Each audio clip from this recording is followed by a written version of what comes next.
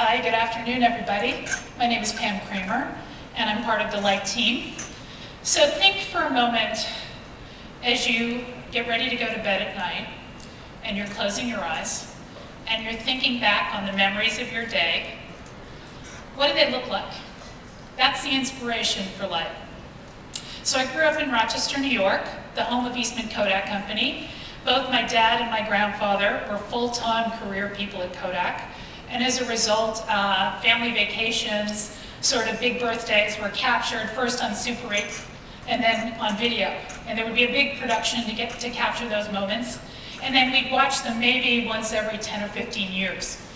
And so when I first saw an early prototype for Light, it seemed like a natural evolution from the event-driven memories that we've all, many of us at least, have grown up with, to now a seamless, beautiful stream of ongoing memories. So, Light is really about connecting the best way to capture and share your life, and the only way to automatically connect moments together in a seamless stream. The first version, which we launched in October 2012, we were assembling time-lapse moments because the idea of putting together a never-ending stream of video seemed incredibly ambitious. But now with the latest version that we just launched in the App Store on June 13th, we're putting together the best way to capture video, the best way to edit it on the go, it barely feels like editing, the best way to share, watch, relive, and interact with video. And we connect these moments together, and you can watch them either in light speed, sort of the speed of your memory, or in real time. And of course, real time has full audio. So, moving along, as we capture things with Light, we are reinventing also the video cloud. So everything you capture goes up to the cloud. You can also decide to save it to your device. You can also at any point tap and stop and save a still photo. And as things stream through the cloud, so as you're pushing and pulling your life before you, it's all coming down from the cloud, and we're able to do that because we put together our own version of HLS streaming, which is a much lighter weight, much more scalable way to do streaming than ever before. And we put everything in separate little bits so that these moments can be reassembled depending on the viewer. But even though we put everything into a stream, you're not stuck with that.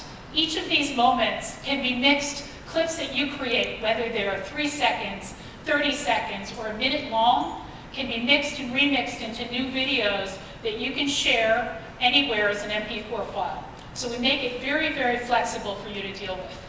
You know, we worked with a number of filmmakers, and they've told us the key to good video is really editing.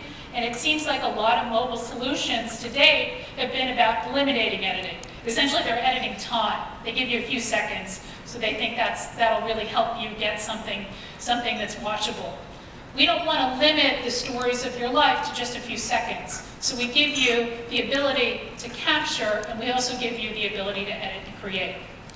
So in Light, everything forms these streams, but you can also post things to different channels.